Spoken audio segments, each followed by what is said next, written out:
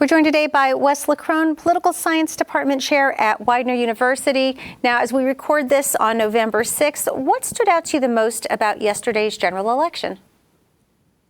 Well, one of the most interesting things, I think, is not just in Pennsylvania, but around the country.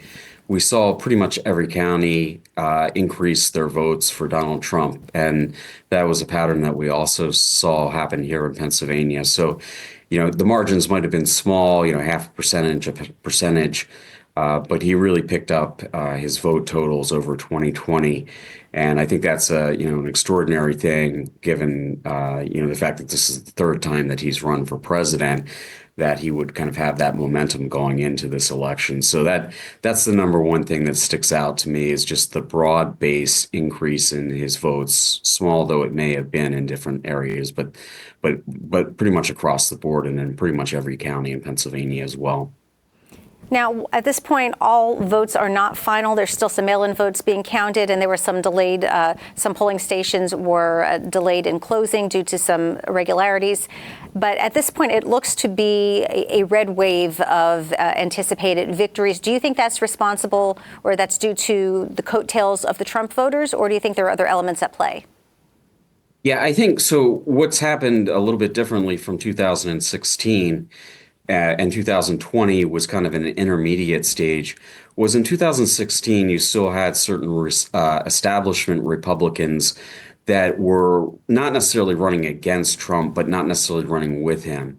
And then in 2020, you still had some of those people. And while Trump controlled the party, it wasn't as in lockstep as it was in 2024. So I think what we saw in this election yesterday was that from top to bottom, people were running with Trump, and certainly the opposition candidates, the Democrats, were running against Trump, and they were trying to basically ally everybody in down ballot races with Donald Trump. So yeah, it was Trump's election, and he certainly seemed to have some coattails here in Pennsylvania, as around the country.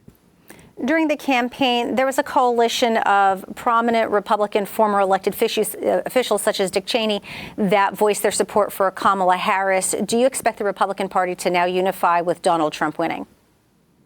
I don't. I think, this is the issues that the Republican Party has started to stand for, particularly things like tariffs, the harsher view on immigration, is not necessarily in tune with what used to be the business wing of the Republican Party.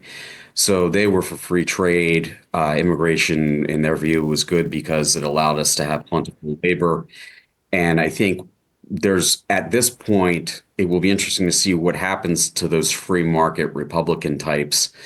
And at the present time, I don't think they really have a home.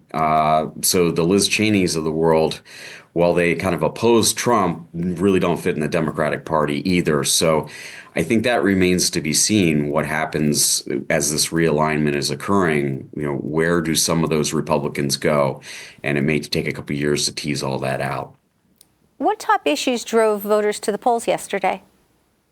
So the two most important issues were the state of democracy and concerns about democracy, and then the economy. And what we saw around the country was, and in Pennsylvania as well, that those people that were most concerned about the economy tended to vote for Trump or for the Republicans. And those people that were most worried about the state of democracy tended to vote for the Democrats. So, in the top five issues, when people were asked, what's your most important issue in national exit polls, both of those ranked at about 30-some%. And then below that, immigration was important for Republicans, and abortion was of importance for Democrats, but they were kind of lower down the rung. So the economy and the state of democracy were the two kind of overriding things that we saw of importance. 2 years ago, the Dobbs decision was credited with helping Democrats at the polls. Do you think that the significance of that issue has faded for voters, or have other issues just really risen to the top? No, I think it's a very strong issue for a lot of Democrats. I think you might be able to segment the Democrats a little bit, though, because I think maybe for the white college educated, Democrats, probably the issue of abortion was a little bit more important, whereby it might not be quite as important if you're worried about putting food on the table and worried about the effects of inflation. So, I haven't seen real kind of, data, how you tease out the Democrats on that issue, but I think there's probably some kind of break in that coalition there where, if you're a little bit more affluent, probably those non-material things like abortion probably were more important to that segment of the Democratic Party. How much of an impact did independent voters and third-party voters have at the polls? Well, that's an interesting question. In political science, we generally say, there are a large number of independents in the United States. We don't have as many in Pennsylvania because we've got a closed primary system, which means that they can't vote in the primaries. Some states have an open primary system where you can choose whichever primary you want to vote. And in those states, for example, New Jersey, you tend to see a lot more registered independents. But the way people actually vote in elections, even if they identify as independents, is generally they vote the same way election after election. So we really only have about 10% of the people that are what we would call truly independent. And those people usually tend to break evenly, but those kind of late deciders, apparently from what we're seeing, went in the exit polls, went a little bit more for Donald Trump this time around. What did turnout look like? It was pretty high. I haven't seen the statistics. Those are one of those things that kind of comes out a little bit later on. But anecdotally, just looking at the media reviews across the state, turnout seemed to be very high, long wait lines in some places, and certainly a lot of energy around the election from both parties. So, we've seen a gradual increase in presidential turnout over the last 3 or 4 election cycles. So I would expect that we would meet or exceed what we saw in 2020 once we finally, see the actual turnout rates. It may be early to ask this, but do we know who voted? Do we know demographics, whether there was, I know a lot of news articles looked at the surge of college voters, for example, young people voting for the first time. Was that as significant as it appeared in the media, or do we have any sense of who those voters were? Well, what's interesting is, being a college professor, I was very much interested in telling my students today where the 18 to 24-year-old crowd was. And what's very interesting is that the 18 to 24-year-olds, when you compare the exit polls between 2020 and 2024, was actually there was a 10% increase in Trump's vote for that college age group, up to around 44% voted Republican. Now, only about half of people start college and only about 35 to 40% finish college. So, whether or not, how that would tease out if we actually knew whether those people were in college or not, probably would affect that. But what we have seen starting probably around the Obama in 2008 was, kind of a realignment where younger people were voting very heavily Democratic. And now we seem to see somewhat of a shift to more equality. While the Democrats still lead, the Republicans under Trump have really kind of gained some ground on that, which is interesting. Do you think the numerous visits by presidential candidates in Pennsylvania helped to drive up turnout? Yes, I think so. I took some students around the state over the last couple of weeks to visit these rallies and kind of show them what they look like. And there was a lot of energy at both Democratic and Republican rallies. And you could feel that people were there because they really cared about the candidates. It certainly gets you television time, even though you don't get in. There were a lot of events, particularly for Trump, that, you couldn't actually get into because they closed down because the capacity was there. But I think, towards the end, whether or not, that had any effect on the election, I don't know. I mean, there was a nice rally in Philadelphia for Harris, and certainly both of them had Pittsburgh rallies. It certainly energized people. But I think more importantly, it got the media coverage to get those people on television so that people can hear their message. Is there a point where the number of campaign visits and text messages and mail, is there a point where that becomes less effective because of the sheer quantity of it? Yes, usually what we think is in terms of attempting to be able to turn people off so that they don't vote for the other candidate, right? So the negative ads oftentimes are not necessarily trying to get you to switch your vote, but just to be apathetic and not want to show up and vote, period. But the saturation, the absolute saturation in the media markets across Pennsylvania of ad after ad, and I think a lot of people tuned that out. And the amount of text messages that people were getting, as you know, and from various groups that you didn't even know who they were associated with, I think that turned a lot of people off as well. Even if they were energized about the election, I think Pennsylvania woke up this morning, and regardless of who you voted for, we're happy that this is all over. As you were watching returns come in, were there particular regions of the state that continue to serve as a bellwether? Yeah, so the two big kind of counties that we're looking at were Erie County and Northampton County, because they had been the only two counties in Pennsylvania that voted for Obama twice and Trump in 2016 and then Biden in 2020. And both of those flipped back over to Trump in 2024. So they were important. But I think there were a couple of counties that probably weren't as much on the national radar, but certainly were on the radar of the candidates. And Lancaster County was one of them because the second gentleman was there on Saturday, and then Trump has been there a couple times in the last couple of weeks. And I kind of I was looking very much at the turnout there, and then in Cumberland County, which is the fastest growing county in Pennsylvania, particularly with a sizable immigrant population, whether or not that the margin for Democrats would go up in either Lancaster or Cumberland. And as we got later on into the night last night, and it pretty much the totals are almost exactly the same in both of those counties as they were in 2020. And I think that was kind of a harbinger of the fact that that was a key that Trump was probably going to win, because Democrats put a lot of effort into trying to particularly get out the vote in Lancaster City and some other cities in those areas. Bucks County also is an amazing case. The collar counties around Philadelphia, Bucks, Montgomery, Chester, and Delaware all went blue 10, 15 years ago. And Bucks is the only county that is returned to being red. So there was about a 4,000 or 5,000 person voter edge for Republicans. And right now, as it stands, there's about like 0.1 percentage point lead for Trump right now in Bucks County, which would flip the county. And I think Bucks is kind of a bellwether for the whole country. Several polls released just prior to the election showed Kamala Harris in the lead, but within the margin of error. Were you at all surprised by the results?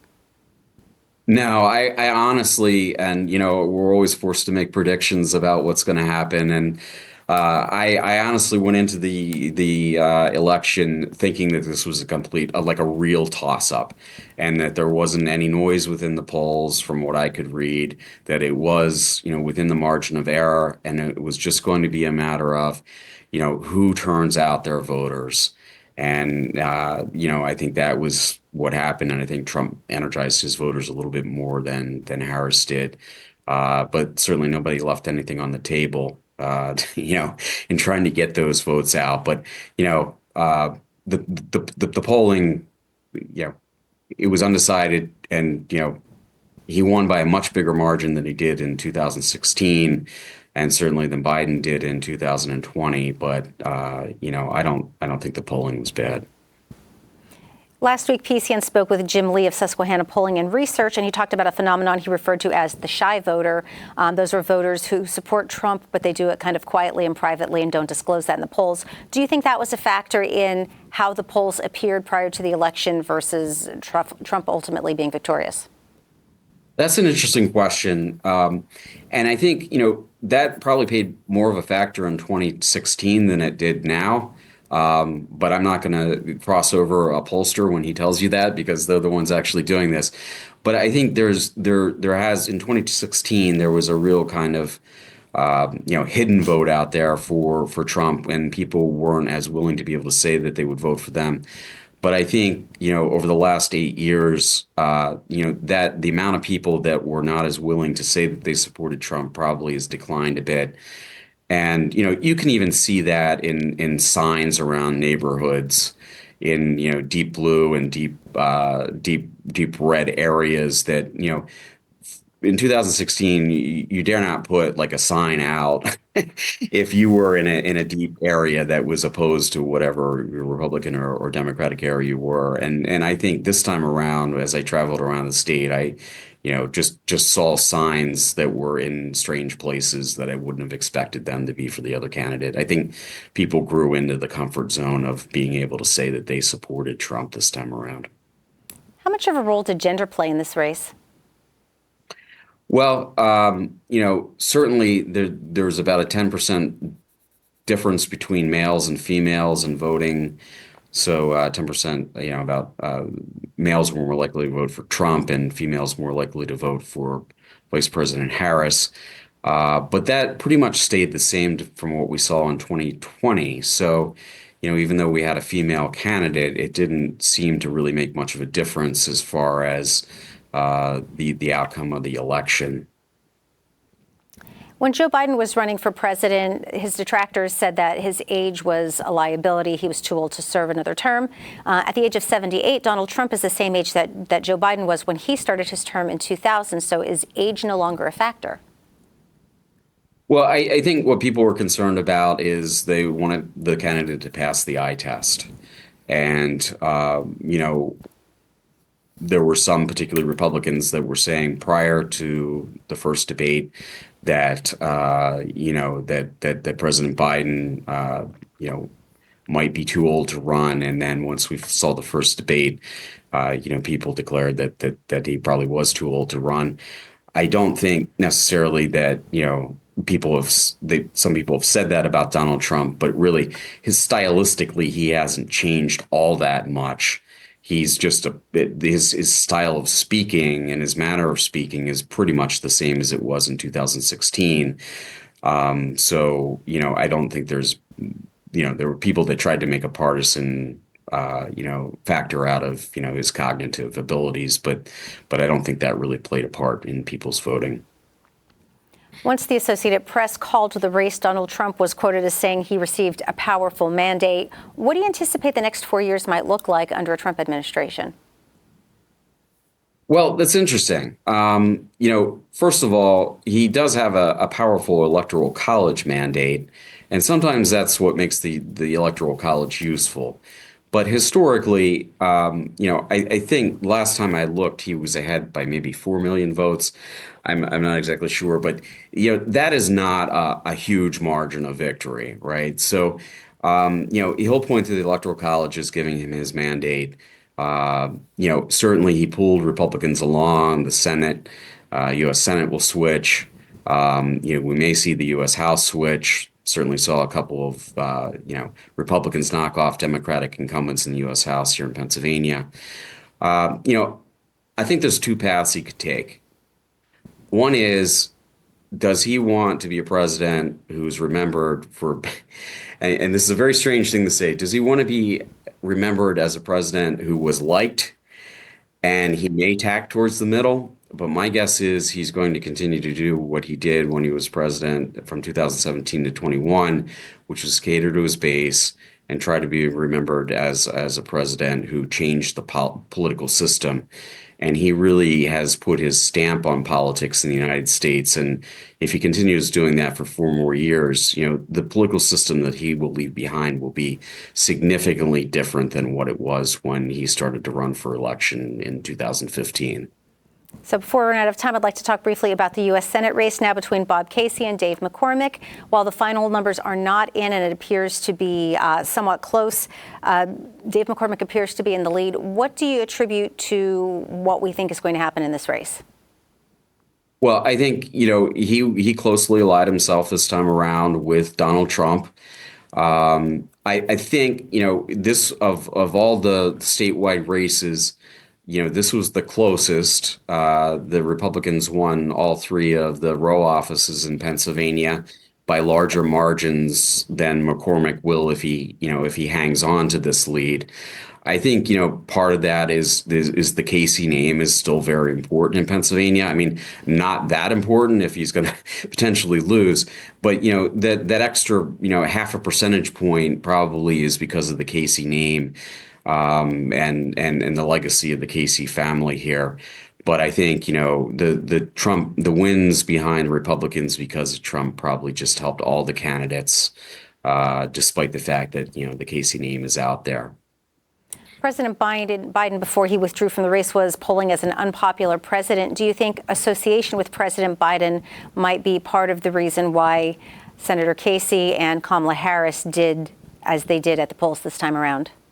Absolutely. I mean, the Republicans really, this was an unprecedented campaign for one, right? I mean, we have not had a situation in which a presidential candidate has dropped, a sitting president, no less, dropped out so late in the race and then pivot to the vice president, who was generally unknown to the public, which is somewhat strange seeing as she was the vice president. But, she didn't really run a national campaign in 2020. She dropped out before the New Hampshire primaries. So, not as tested. And she came in with a blank slate. There was a little bit of energy at the beginning, because, she was kind of a fresh face.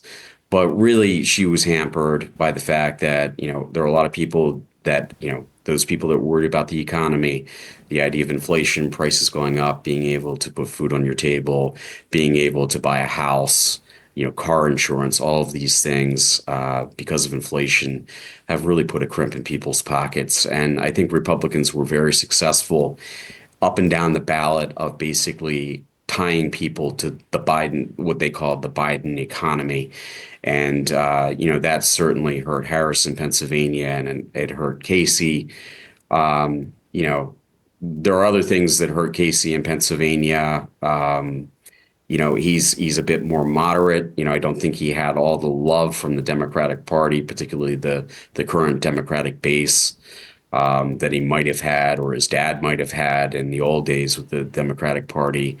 And it wouldn't surprise me too much if there aren't some Democrats that wouldn't be happy just to move on and come back and try to recontest the seat in 6 years. I mean, certainly they want it because they want a majority in the U.S. Senate, but to see Casey out might not disappoint some of the more progressive wings of the Democratic Party. I'd like to move on and talk about the row offices now. Republicans won all 3 state row offices. Incumbent Treasurer Stacey Garrity retained her seat.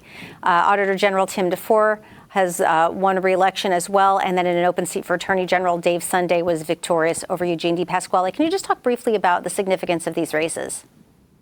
It's huge. If we go back to 2016, these were all held by Democrats. And it seemed, for the early part of this century, the Republicans had controlled a bunch of those row offices, and it looked like they were the dominant party. The Democrats came back, and it looked as though the Republicans may not win a statewide election again. And now all of a sudden we're back to, if this happens, there only being one statewide elected Democrat, and that be John Fetterman. So I think it is particularly significant, because I as late as 8 years ago, I couldn't have imagined having seen, all 3 of the row offices and even a Senate seat being in Republican hands. So I think it's a very significant thing that's happened here. If you were a Democratic strategist, what would your next steps be looking at the next election in 2 years? Well, I think both parties have to think about where they're going to go in the future. And how to deal, particularly, pretty much everybody's vote was static except for Latino Hispanic vote, which increased greatly for the Republicans, about 10% over 2020. And I think, the Democratic Party has to rethink how it stitched together that coalition of white educated, affluent suburban people, and the minority vote, and particularly urban votes, and find a way to message themselves, around attracting and building that base. And, I think they need somewhat of an autopsy like the Republicans had in 2012. What do we need to do going forward to be able to appeal to this bloc, which we thought was pretty strong within our party, but some of it seemed to erode this time around. What big lessons do you think can be learned from this year's general election? I think the thing is that the most important the thing to people is the economy. And, we see that election after election, and that's why incumbents get beat. And I think people, may not particularly care for a specific candidate, but if they think that candidate is going to be the person that changes politics and will help them and their families get ahead, they'll be willing to hold their nose and vote for that candidate. And I think a lot of that was what happened in this election. The national polls show that people weren't necessarily in tune with Trump as an individual, as a human being, but they were willing to vote for him because they really wanted change, which is ironic since he's already been the president. But they want to change from what we have right now, and they want a strong leader and somebody that's going to help them and their families get ahead. We've been speaking with Wes Leckrone, Political Science Department Chair at Widener University. Thank you for joining us. My pleasure. Thank you.